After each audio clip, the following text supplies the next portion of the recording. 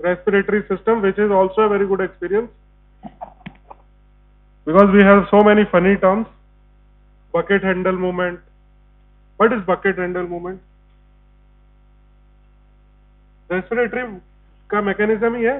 किसके रिलेटेड था? किसके मूवमेंट के रिलेटेड था? रिब्स के ना, रिब्स के। और कौन सा डायमीटर इंक्रीज करेगा? ट्रांसवर्स डायमीटर को इंक्रीज करेगा। एंटीरियर पोस्टीरियर डायमीटर को कौन इंक्रीज करेगा? ये आपके सामने बना हुआ है पंप हैंडल। स्टर्नम को आगे की साइड लेके जाएगा तो आगे से पीछे एंटीरियर पोस्टीरियर डायमीटर इंक्रीज हुआ ना। साथ साथ में रिब्स के ऊपर उठाएंगे, जो फर्स्ट रिब है, देन क्लेविकल है, तो all these can increase the space inside the volume inside the chest cavity. और वॉल्यूम इंक्रीज होने से क्या होता है? प्रेशर डिक्रीज होएगा। बॉयल स्लो है हमारे पास, गैस को अंदर डालो, ठीक है। तो इससे this will lead to inspiration, then once it relax back it will reduce the volume, pressure more, and expiration will take place. So expiration is mostly passive process. Now this is the bucket handle which we were talking. Then we have talked about the pulmonary pressures. How many pressures are there?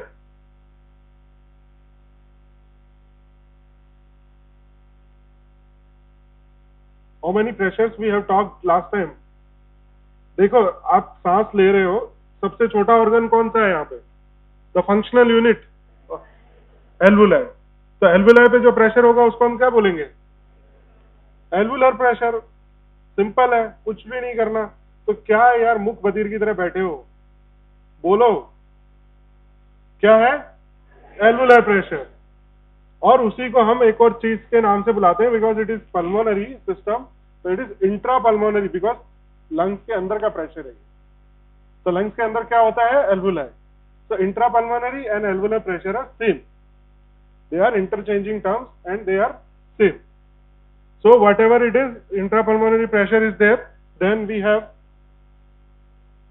intrapleural pressure. What is intrapleural pressure? Which is between pleura. ठीक है। इसके बारे में अपन ने क्या विशेष बात क्या करी थी इसके बारे में? So what happens is intrapleural pressure में दो प्लूरा का प्रेशर है, उसकी विशेषता क्या बताई थी last time? Negative. It is always negative. It can be less negative, it can be more negative, depending on the inspiration and expiration. Inspiration में क्या होगा? ये मोर नेगेटिव। अरे भैया जो ध्यान नहीं दे रहे प्लीज ध्यान दे लो, पूरी एमबीबीएस निकल जाएगी, तुमको यही नहीं पता चलेगा इंट्रापल्मोनरी प्रेशर होता कैसे है और किस तरह का होता है। ये इंट्राप्लूरल क्या होता है? फिर नेक्स्ट इज, इन दोनों को माइनस करो, क्या आएगा? Transpulmonary pressure. Transpulmonary pressure is intrapulmonary pressure minus intrapleural pressure. Trachea के अंदर अगर अपन देखें किसी भी मूवमेंट ऑफ द टाइम पे, तो जो प्रेशर आता है that is known as transpulmonary pressure. Now factors affecting की हम बात कर रहे थे, तो हमने बात करी थी कि ग्रेविटी के कारण से लंग के ऊपर अलग अलग टाइप का वो पड़ता है ग्रेविटेशनल फोर्स। तो बेस जो होता है which is much nearer to the ground, so वहां पे सबसे कम ग्रेविटेशनल फोर्स होगा। लंग के हिसाब से बात कर रहे हैं अपन, बॉडी तो पूरा बॉडी के अंदर तो बाकी सारे पार्ट्स हैं, बट हम लंग की बात कर रहे हैं। तो लंग की अगर हम बात करें तो दो लेवल क्रिएट हो जाते हैं, एक तो बेस में, लंग का जो निचला हिस्सा है जिसको हम बेस बोलते हैं वहां पे, और एक एपेक्स, दोनों पे ग्रेविटेशनल फोर्स डिफरेंट होगा। क्यों? क्योंकि एपेक्स की हाइट बेस से ज्यादा है, तो ज्यादा ग्रेविटेशनल फोर्स उसको फेस करना पड़ेगा, जिस कारण से उसके जो सर्कुलेशन है, उसके पास जो ब्लड सप्लाई है, उसके ऊपर भी थोड़ा इफेक्ट पड़ेगा, क्योंकि blood circulation definitely depends on gravitational force. अब आप कितना ग्रेविटेशनल फोर्स उस पर लगा रहे हो उसके ऊपर डिपेंड करेगा कि ब्लड कितना राइज कर सकता है। तो एपेक्स है तो ऑब्वियसली ब्लड के वहां पे ग्रेविटेशनल फोर्स ज्यादा है, तो वहां पे पहुंचने के लिए उसके ऊपर प्रेशर ज्यादा रहेगा, ग्रेविटेशनल फोर्स का पुल ज्यादा रहेगा। ऑब्वियसली एपेक्स पे ब्लड सप्लाई हमेशा बेस से कम हो, नॉट हमेशा, some conditions will lead to blood supply all over the lung, तो पूरे लंग में उस टाइम पे सेम सप्लाई होगी। कंडीशन कौन होनी चाहिए जहां पे ये ग्रेविटेशनल फोर्स वाला जो बात हम कर रहे हैं कि भाई ग्रेविटेशनल फोर्स ज्यादा होता है इसलिए अपेक्स से सप्लाई कम है, बेस में ज्यादा है। This is normal thing when we are sitting and we are exercises, but whenever we are doing exercises we need more oxygen and there will be dilation of blood vessels and there will be dynamic circulation, force of circulation, pressure of the blood pressure will also increase, so it doesn't make any difference related to gravity. इतना सा gravitational force का जो difference है हो जाएगा, वहां पे उसका कोई असर देखने को अपने को मिलेगा नहीं, और पूरा जो लंग है उसमें similar kind of blood supply will be there. ठीक है, जैसे आप अभी बैठे हुए हो, अभी आप कोई एक्सरसाइज कर नहीं रहे, यू आर सिटिंग आइडियल, ठीक, you are at rest, at this time your blood supply to the apex is little bit less than the base. So इसका इसका इंपॉर्टेंस क्या है? इसका इंपॉर्टेंस ये है कि भाई ऑक्सीजन आ रही है पूरे लंग में, ऑक्सीजन। अब क्या होता है कि एपेक्स जो है वो ऑक्सीजन आने के टाइम में जब जो टर्मिनल ब्रोंक्यूल्स और जो एंटर करते हैं bronchiole right and left bronchioles और फिर उनकी ब्रांचिंग होती है, उस हिसाब से एपेक्स के पास में एयर सबसे ज्यादा पहुंचती है क्योंकि ये पास में है, श्वास नली के पास में एपेक्स पार्ट है। ठीक है, और जो बेस पार्ट है वो दूर है, तो वहां पे एयर धीरे जाती है, बट क्योंकि ग्रेविटेशनल फोर्स के कारण वो हार्ट के पास है तो वहां पे ब्लड सप्लाई ज्यादा जाती है और एपेक्स के अंदर ब्लड सप्लाई थोड़ी कम आती है। तो उसके कारण से होता क्या है फर्क? अब ऑक्सीजनेशन के लिए क्या चाहिए कि भाई दोनों के अंदर बराबरी होनी चाहिए, जितना आपका ब्लड आ रहा है उतना ही ऑक्सीजन आना चाहिए, जितना ऑक्सीजन आ रहा है उतना ही ब्लड आना चाहिए। अब एक चीज अगर कम है, मान लो कि ऑक्सीजन तो बराबर आ रही है बट ब्लड वहां पे उतना नहीं आ रहा, तो उसको पिकअप कौन करेगा? आप बस स्टैंड पे खड़े हो, बस नहीं आ रही, ठीक है, आपको चाहिए 7 नंबर की बस, आपके आ रही है 8 नंबर आ गई, 10 नंबर आ गई, 12 आ गई, 7 नंबर नहीं आई, आपको जाना है कॉलेज, आप हो गए लेट, है ना? तो this is because this is similar blood also. RBC है, आरबीसी क्या करता है? ऑक्सीजन को पिकअप करता है, तो ऑक्सीजन वहां पे है एपेक्स पे, but there is nobody to pick up, तो जितना ब्लड आएगा उतना ज्यादा उसको पिकअप कर पाएगा। मतलब कि दोनों के बीच में एक तालमेल होना चाहिए, which is known as ventilation perfusion ratio. क्या बोलते हैं इसको? वीपी, वी अपॉन पी की बात करते हैं अपन, ventilation perfusion ratio. So ventilation is highest at the apex and perfusion is highest at the base during the resting condition. Once you start exercising, your respiration will increase, your cardiovascular system is stimulated, everything is at hyperdynamic और hyper state में आ जाता है, stimulated form में आ जाता है। तो उस time में क्या है कि blood already इतना ज्यादा circulate हो रहा है, pressure is more, so more blood will be sent to the apex part also. So वहां पे कोई भी dissimilarity नहीं होगी, पूरे लंग के अंदर जितना ब्लड जा सकता है वो मैक्सिमम जाएगा, because we want to use maximum capacity of our respiratory system and we will be taking maximum oxygen which we can take depending upon our working capacity. जो भी रेस्पिरेटरी की जो हमारी वॉल्यूम्स एंड कैपेसिटी है, जितनी work कर रही है उसके हिसाब से जितना हम ले सकते हैं उतना मैक्सिमम करेंगे। अब वेंटिलेशन क्या होगा? जितना आप आपका ब्लड वहां जा रहा है, और ऑक्सीजन का मतलब है वेंटिलेशन और ब्लड का जाने का मतलब है परफ्यूजन। अब इन दोनों के बीच में अगर जैसे 12 ब्लड गया, 12 वहां पे वेंटिलेशन है, तो 12 1 हो गया, तो it's equal. Once ventilation is more and perfusion is less, then this condition, ये कंडीशन कहां पे देखने को मिलेगी आपको? वेंटिलेशन इज लेस, मतलब कि जो वैल्यू है V अपॉन P की, ये लेस देन 1, लेस देन 1 कहां देखने को मिलेगी आपको?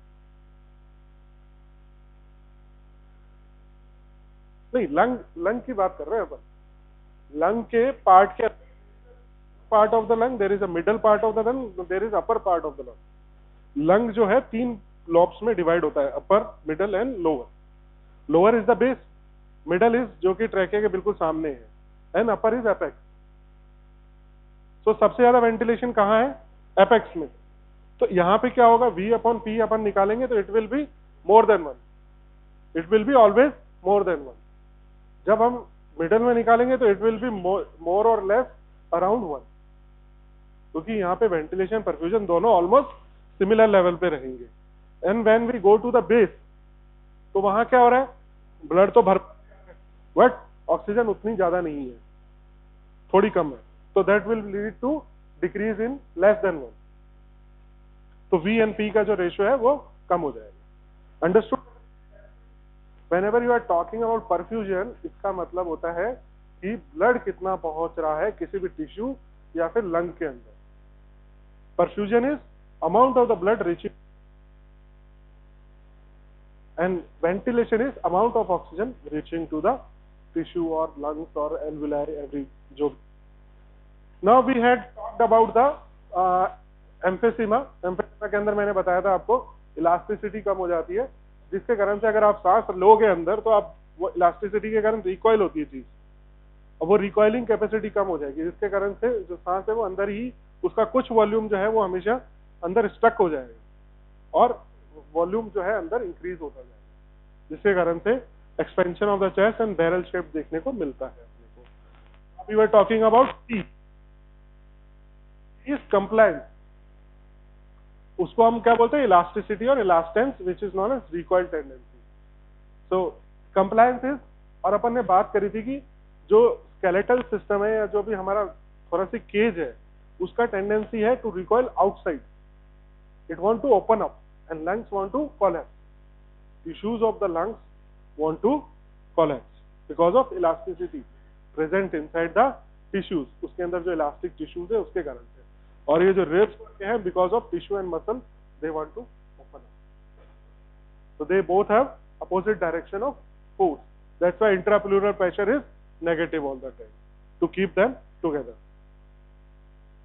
so अपने जब इसकी बात करते हैं कंप्लायंस की, मैंने आपको एक गोली के एग्जांपल से बताया था लास्ट टाइम कि अगर आपको दवाई खिलानी है पेशेंट को तो उसकी कंप्लायंस अच्छी होनी चाहिए, कि भाई आपने जो डोज जितने टाइम पे बताई, क्या होता है एंटीबायोटिक खाते हैं अपन, 1 या 2 गोली खा के बंद कर देते हैं, तो दैट इज बैड कंप्लायंस, उनको याद नहीं रहता या जो भी नहीं रहता, तो हमारे पार्ट पे कंप्लायंस जो है वो खराब हो रही है, और इसका सॉल्यूशन करने के लिए डॉक्टर की जिम्मेदारी भी बनती है और जो ड्रग बना रही है कंपनी उसके भी जिम्मेदारी बनती है, बट एक हद तक ही आप कर सकते हो, उसके बाद में it all depends on the subject or the patient how it is complying, but sometimes some of the drugs are very uncomfortable।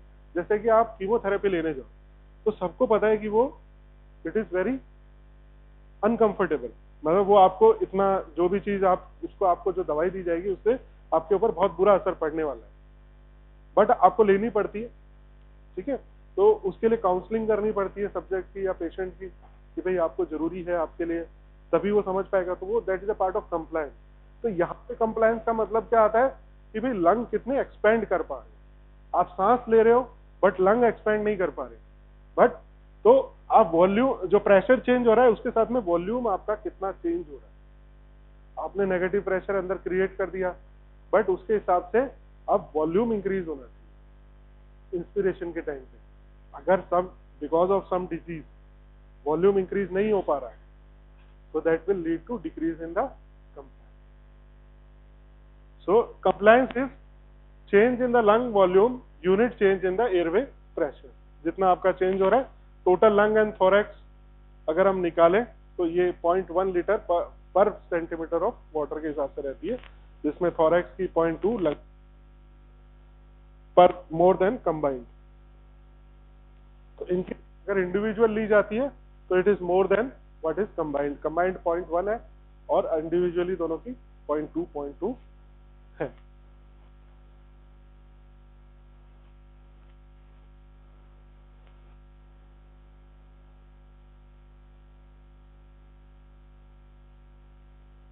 Now the second thing which is related, which is very important and जो आज का नया topic है अपने लिए, surface tension, और we can called surfactant. हम basically surfactant की साइड बढ़ रहे हैं हम लोग, तो सर्फेक्टेंट पढ़ने से पहले हमें सरफेस टेंशन पता होनी चाहिए। तो आपको पता होगी सरफेस टेंशन क्या होती है? यस, हाँ, फोर्स पर यूनिट डायमीटर, क्या बोलते हैं, लेंथ। ये तो तुमने बता दी मेरे को यूनिट, ठीक है, but what is surface tension, इसको explain, you write. If I am asking you, I am asking about, you need to tell me definition, सिर्फ आप उसको यूनिट के अंदर नहीं बता सकते ना। टेंशन, देखो एक सीधा सा फंडा है कि आप जब करते हो तो आप कोशिश करते हो कि आप अपने दोस्त के पास बैठो, चिपक के बैठते हो, है ना, वहां से हवा भी पास नहीं होनी चाहिए, कई लोग तो ऐसे बैठे हैं। So there is a similar thing with the molecules also, you are made up of molecules. किस चीज के बने हुए? मॉलिक्यूल्स के बने, एटम्स मॉलिक्यूल्स नहीं। तो जब आपकी टेंडेंसी है तो मॉलिक्यूल की आप बने, डाल दो अभी। भैया प्यास लग गई इतनी जल्दी है? क्यों, क्या खा के आया घर से? खड़ा हो। क्या खा के आया? हॉस्टल में रहता है? क्या खाया आज? पानी पी जिंदा है तू? खराब है तो खाएगा नहीं, गला खराब में तो खाना चाहिए, दवाई लेनी पड़ेगी ना तेरे को। हाँ नहीं, गर्म पानी तो है, अच्छा लग रहा है पी के, ऐसा तू पीने के लिए नहीं पी रहा है, तू अच्छा लगाने के लिए, गले को आराम देने के लिए पी रहा है ऐसा। पर खाना तो खा लिया करो भाई, नाश्ता क्यों नहीं किया? लेट? यार इतना लेम एक्सक्यूज है ये, क्या बोलूं अब मैं? तुम्हें उठना तो पड़ेगा ही ना भाई, कौन उठाएगा? और ना सुबह ना रजाई लेके चले जाया करो कैंटीन में, खा पी के फिर नहाने जाया करो। खाली पेट मत आना बेटा कभी भी, खाली पेट प्लीज कोई ना आए, 5 मिनट ज्यादा लग रहे हैं बट खा के आए, ठीक है? नहीं नहीं, इसका मतलब ये नहीं कि आप यहाँ पे लेट हो सकते हो, वो तो आपका वो तो वैसे ही रहेगा, वो चेंज नहीं होने वाला, ठीक है? बट आपको खाना खा के आना है, आप खाना स्किप नहीं कर सकते। बैठो, उसका रीजन बताता हूँ। बहुत ज्यादा कॉमन होता है tuberculosis in the medical student, बहुत ज्यादा कॉमन होता है, जो आप सोच भी नहीं सकते, उससे ज्यादा कॉमन होता है और वो पता नहीं चलता है। टीबी बोलते हैं, टीबी। तो ट्यूबरक्लोसिस जिसको बोलते हैं, टीबी बोलते हैं कॉमन लैंग्वेज में, बहुत ज्यादा कॉमन होता है और पता भी नहीं चलता है। और जब पता चलता है आपकी हालत खराब हो चुकी होती है, जैसे आप कैंसर में पेशेंट को देखते हो ना, वैसे पेशेंट सूख जाता है बिल्कुल। और टीबी क्या है कि सिर्फ एक जगह की नहीं होती, ये भी याद रखना, पेट की भी हो सकती है और हड्डियों की भी हो सकती है, कहीं की भी हो सकती है। और टीबी कब पकड़ता है आपको? जब आपकी इम्यूनिटी कम होती है, और अगर आपने नाश्ता या ब्रेकफास्ट नहीं किया, आपका पेट खाली है, तो आपकी इम्यून सिस्टम जो होती है वो डाउन हो जाती है, डाउन हो जाती है उस टाइम पे, और that will make you susceptible to the infection. अब आप यहाँ फर्स्ट ईयर में तो आप जा नहीं रहे हो कहीं पे, but from second year you will start going into the clinic in the morning. First thing you will do, you will go to the hospital.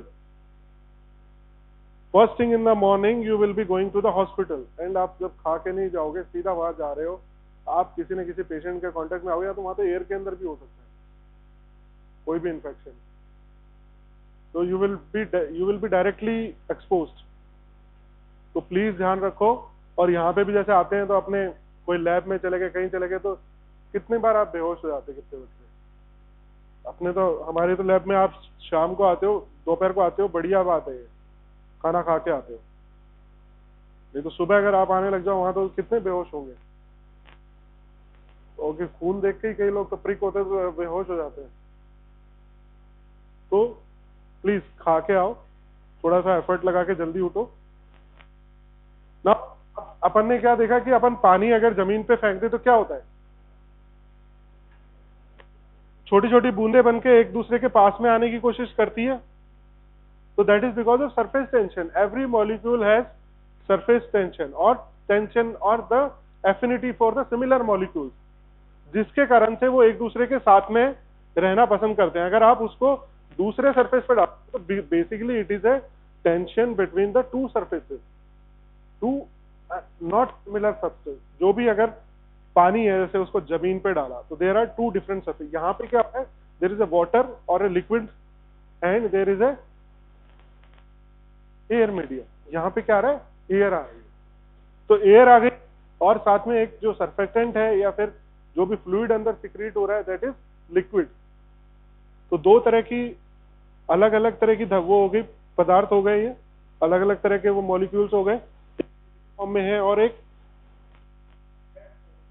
तो उन दोनों के बीच में जब भी इंटरेक्शन होगा that will lead to generation of tension. And जो water molecule है they will try to remain with the water molecule and air molecule will try to remain with the air molecule which will lead to contraction. और contraction होने से क्या होता है, there will be generation of tension which will try to collapse the alveoli. क्या करेगा, alveoli को try करेगा कोलैप्स करने।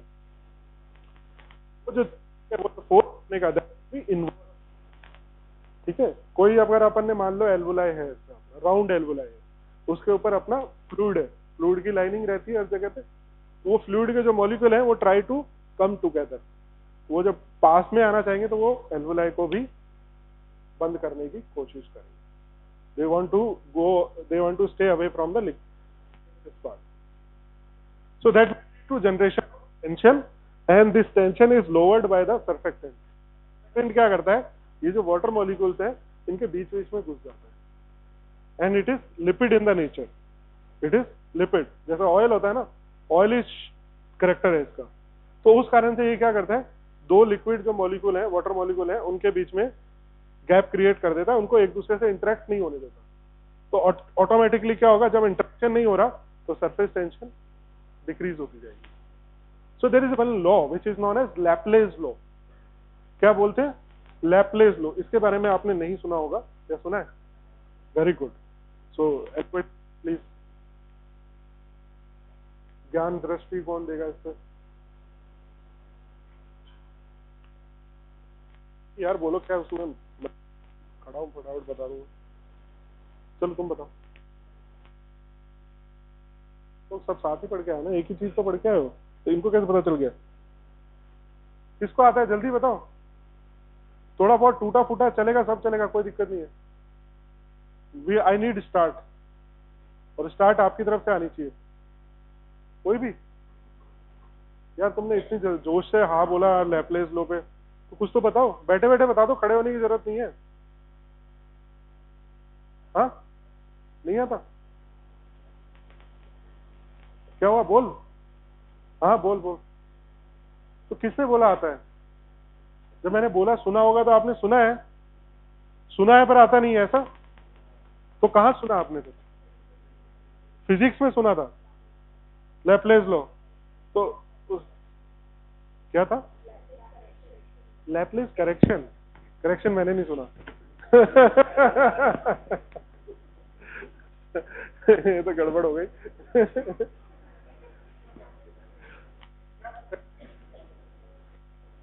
कुछ थोड़ा बहुत आइडिया दो।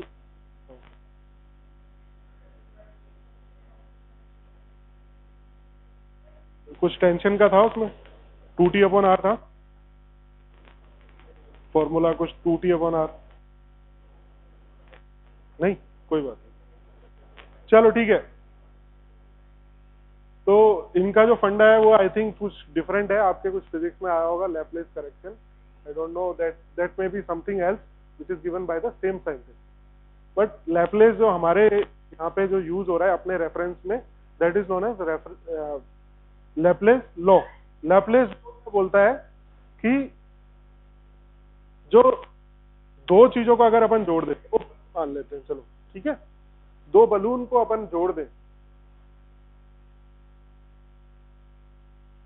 दो बलून को अगर अपन जोड़ दें और एक छोटा है साइज में और एक बड़ा है साइज में, तो उनका कहना है कि जो बड़ा बलून है will try to become more bigger and small balloon will try to collapse.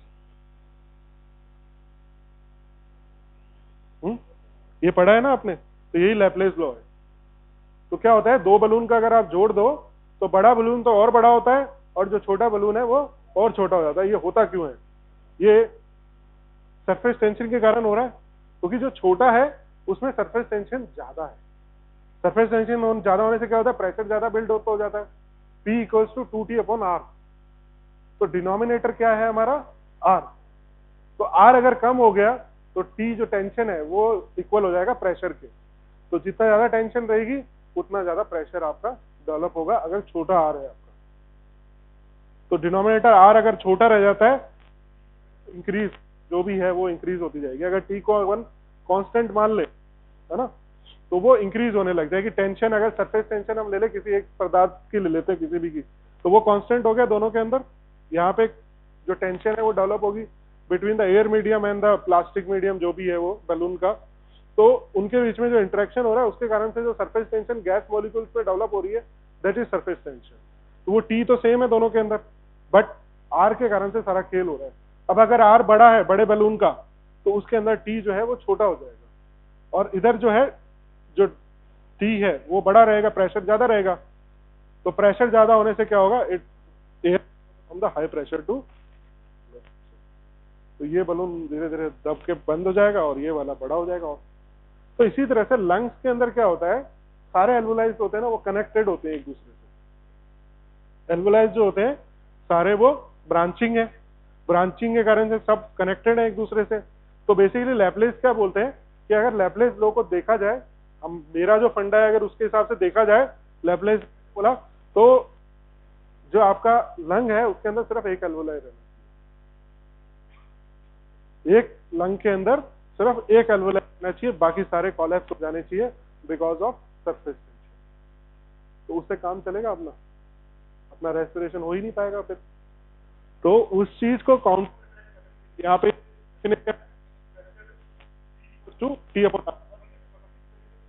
पे लागू होता है लैपलेस लॉ।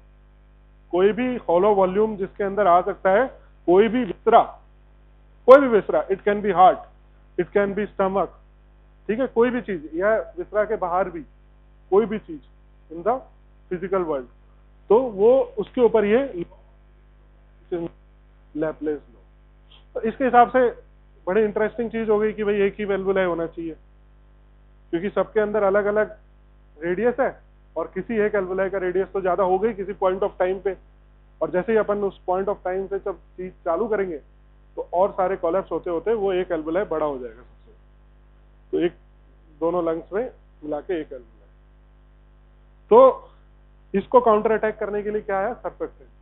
अब मैंने जो बताया सर्फेक्टेंट क्या करता है, जो मॉलिक्यूल्स होते हैं वाटर के उसके बीच में डिस्पर्स हो जाता है, तो डिस्पर्स होकर उनका इंटरेक्शन खत्म कर देता है, जिस कारण से जो सरफेस वो अब क्या होगा कि आपका जो टी कंपोनेंट है वो डिक्रीज होने लगेगा। पहले टी कंपोनेंट क्या था? कांस्टेंट हो गया क्योंकि there was no surfactant. Now जितना सरफेक्टेंट अपने डालेंगे उतना टी कंपोनेंट कम होता जाएगा। अब होता क्या है? छोटा एल्वुलाई है तो ज्यादा सरफेक्टेंट उसके चारों तरफ लिपटा रहेगा, उसका सरफेस एरिया कम हो गया तो उसके ऊपर ज्यादा सरफेक्टेंट का जो लेयर है वो अच्छा बन पाएगा, और जो बड़ा होगा उस पर थोड़ा कम बनेगा। तो ultimately it will lead to balance between the surface, जो टी पार्ट है बैलेंस हो जाएगा according to are.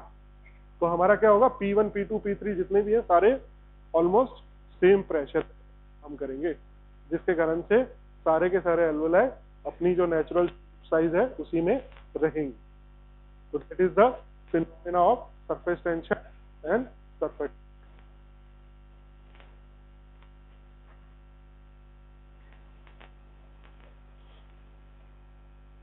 So what it does, it reduces the tendency of alveoli to collapse by keeping the pressure equal in the large and alveoli and stability of the lung architecture. तो ये तो पहला काम हो गया, surfactant जिसकी हम बात कर रहे हैं उसका पहला काम हो गया। अभी मैंने वाइवा के अंदर बहुत आपके सीनियर बैच में सभी बच्चों से ऑलमोस्ट ये क्वेश्चन पूछा जिनका मेरे पास वाइवा था कि what is the function of surfactant, और I didn't get any answer except this one. एक ही आंसर था कि इतनी शैलो स्टडी आप कर रहे हो यार, इट्स वेरी पैथेटिक। मतलब ये तो मैं अगर आज अपने किसी मतलब 5वीं 6वीं क्लास के बच्चे को भी बता दूंगा तो वो भी बोल देगा आके एग्जाम। जो चीज अपन पढ़ रहे हैं तो अपने को उसको नेक्स्ट लेवल पे ले जाना चाहिए, या फिर जो अपन ने सुन लिया, या फिर जो बिल्कुल ऊपर का सुपरफिशियली पढ़ना है कि सरफेस टेंशन कम करता है, सरफेक्टेंट सरफेस टेंशन कम करता है, बस। और उसमें से कुछ लोग ही होंगे जो ये बोलेंगे तो एक्सप्लेनेशन है वो पाएंगे, बाकी के तो सिर्फ ये बोल के चुप हो जाते हैं कि सरफेस टेंशन करता है। अरे भाई सरफेस टेंशन कम करने से होता क्या है वो कौन बताएगा, उसका एप्लीकेशन कौन करेगा? तुम्हारा काम है एप्लीकेशन करना। अरे ये तो तुम्हारे को मैं ये तो मैं आर्ट्स वाले को बता दूं वही बोल देगा। उसका काम क्या है? लिटरेचर पढ़ना है तो लिटरेचर पढ़ के वो भी कोट लेगा इसको। तुम्हारा काम क्या है? किस student, how you are a doctor, so it how you should know the physics.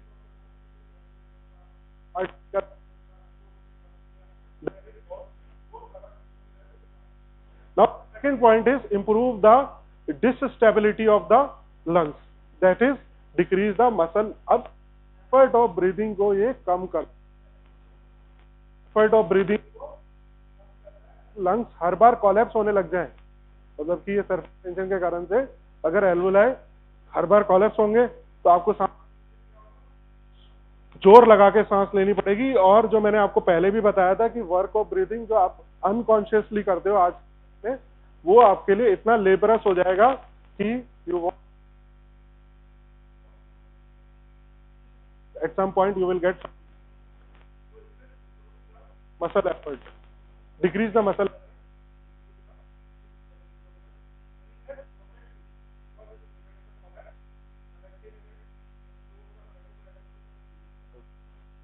Chemotaxis, sorry, protective role भी प्ले करता है नरी इडीमा। ये आपको ही होना चाहिए पॉइंट, मतलब सारे पॉइंट होने चाहिए, बट इसमें से अगर ये नहीं पता हुआ प्रोटेक्टिव वाला तो मैं फिर भी मान सकता हूँ, बट ये तो एक इन्हीं से कनेक्टेड पॉइंट। अब जहां पे टेंशन ज्यादा होगी, जहां पे टेंशन या प्रेशर ज्यादा होगा तो आपको खुद को पता है वहां पे क्या होगा, जो ब्लड है उसको बाहर पुश किया जाए कैपिलरी से बाहर जाता है तो it will deposit into the between the tissues. Tissues होते हैं बाहर एक्स्ट्रासेलुलर अंदर फ्लूइड वो इकट्ठा होने लगता है, और वो फ्लूइड इकट्ठा होने के कारण है फिर वो कम, तो ऑटोमेटिकली अंदर का जो प्रेशर है वो कम हो गया, एवरीथिंग इज रिलैक्स, टेंशन नहीं है वहां पे, will not that outside the capillary wall. So alveolar tension retracting forces along the alveolar wall push the fluid from the capillaries and it will lead to edema।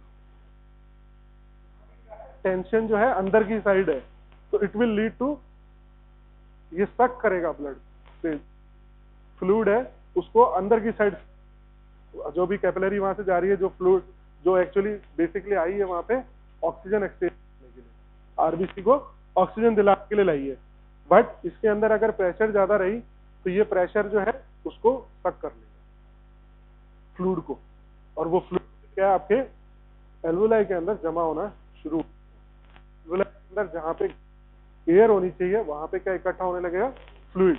और जब fluid आ जाएगा तो वो जो लेयर अंदर अपना, अपन ने क्या बात करी थी कि एल्वुलाई जितने फ्री हो उनकी जो लेयर है वो जितनी पतली हो उतना रेस्पिरेशन आपका अच्छा होता है।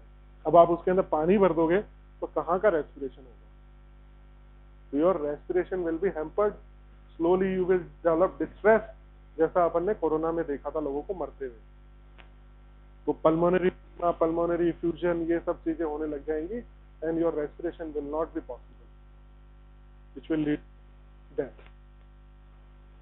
सो this you should always remember कि what is happening due to increase in surface tension, it can lead to pulmonary edema because it will suck the fluid outside from capillaries and deposit it into alveoli, कहाँ, alveoli के अंदर, and it will lead to hampering respiration process। Important surfactant and factors affecting long term inhalation of 100 oxygen अगर आप लेते हो तो उसके कारण से ये जो सेल्स हैं सर्फेक्टेंट बनाने वाले वो डैमेज हो सकते हैं, that will lead to decrease in the production of surfactant, occlusion of main bronchus, occlusion of pulmonary artery if you are doing cigarette smoking and cutting of vagina. Will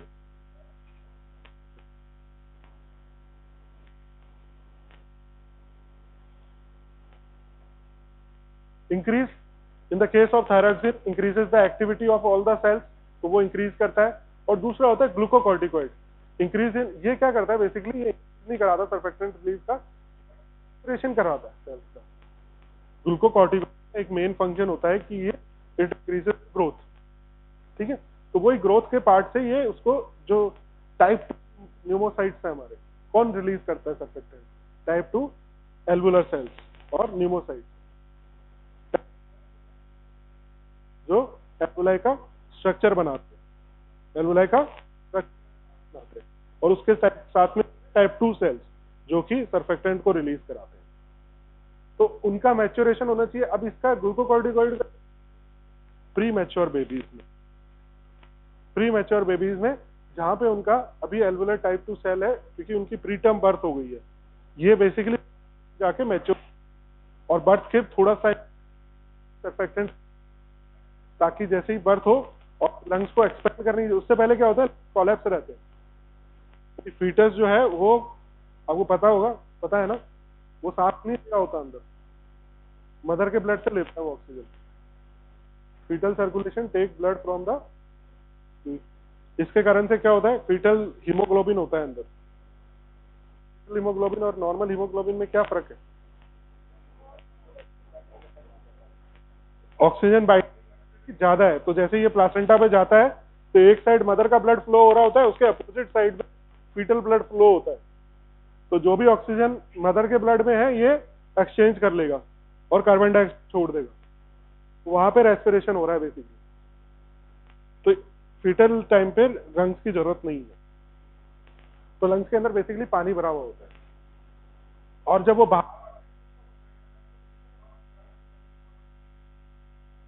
birth या important, because है तो इतना जोर लगाता है तो lungs जो एकदम से ओपन हो जाते हैं, तो वो बहुत जरूरी। First cry is very important, that's why जो डॉक्टर है वो बच्चे को रुलाने की कोशिश करता है, रुलाने के लिए बम पे पिंच भी किया जाता है, ताकि पेन स्टोमलेस से आने से बच्चा क्या करेगा, और एफर्ट लगाएगा रोने के लिए, रोना आएगा उसको ऑब्वियस, और कॉन्शियस भी होगा, और रोना भी आएगा तो सांस लेने की कोशिश करेगा, सांस लेने की कोशिश करेगा, अपने आप वो क्राइंग, और जो सारे एल्वुलाइज हैं वो ओपन हो, और एल्वुलाइज ओपन नहीं हुए तो आगे डिस्ट्रेस होगा, प्रॉब्लम आएगी। तो ग्लूकोकॉर्टिकॉइड उससे पहले ही, कॉर्टिकॉइड जब मदर प्रेग्नेंट होती है, बच्चे का टर्म आने वाला होता है, उस टाइम पे पहले ही बाहर से दे देते हैं ताकि वो मैच्योर हो सके।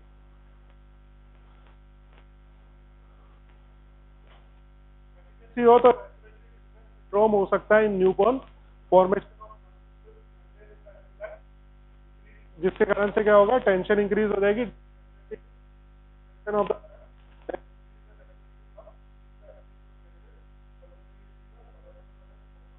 इमेच्योर।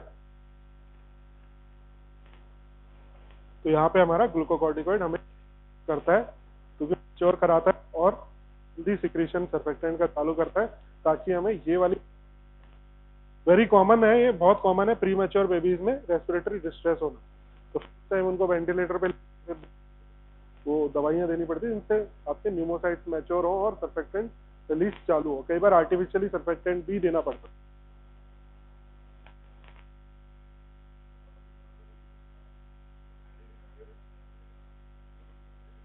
एल्वुलाई का एक्सचेंज ऑफ गैसेस, कुछ भी चीज आएगी that will hamper respiration. Airway,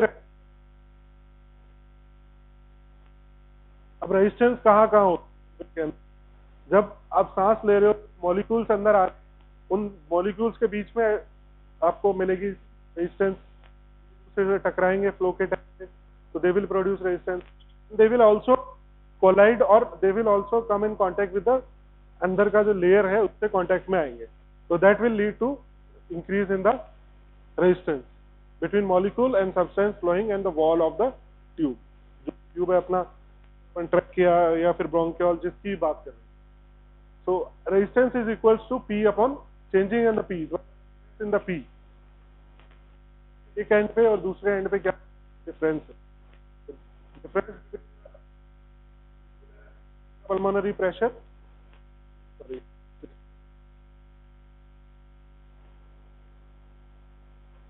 this is alveolar pressure and this is intra, so this is transpulmonary pressure हो गया ये, and this is V is the rate of, so mainly medium size airways में बहुत ज्यादा होती है, large wide offer no resistance, and small वाले होते हैं वो large cross section area होता है, तो मतलब कि alveolar level पे चले गए बिल्कुल, तो वहां पे क्या है वो जो एल्वोलर ट्री है जो पूरा वो पूरा जाता है, पूरा खुलने लग जाता है और एल्वोलाई में कन्वर्ट होने लग जाता है, तो क्रॉस सेक्शन एरिया बेसिकली बहुत ज्यादा है, तो रेजिस्टेंस नहीं मिलेगी। तो मेनली कहाँ होगा ये? मीडियम साइज एयरवेज देखने को मिलेगा। और ये इंक्रीज कब हो जाता है? जैसे कि अस्थमा के कारण से क्या होता है, there will be secretion in the respiratory tract, क्योंकि हाइपर सिक्रीशन हो रहा है बिकॉज एलर्जिक कंडीशन है, जिसके कारण से हमारी जो ग्लैंड्स है वो ज्यादा स्टिमुलेट रहेंगी, उसके कारण से पूरा का पूरा जो सिक्रीशन है वो इकट्ठा होने शुरू होता है एल्वोलाई के अंदर, पूरा ट्रेकियल ट्री के अंदर, ब्रोंकियल ट्री के अंदर, और उसके कारण से रेजिस्टेंस जो है वो इंक्रीज होती है, और साथ साथ में कंस्ट्रिक्शन भी हो रहा है, जो स्मूथ मसल्स है उनका क्या हो रहा है? कंस्ट्रिक्शन हो रहा है, तो that will increase the resistance. And another law is there which is known as Poiseuille's law, ठीक है, विल डिस्कस इट लेटर। बेटा पेपर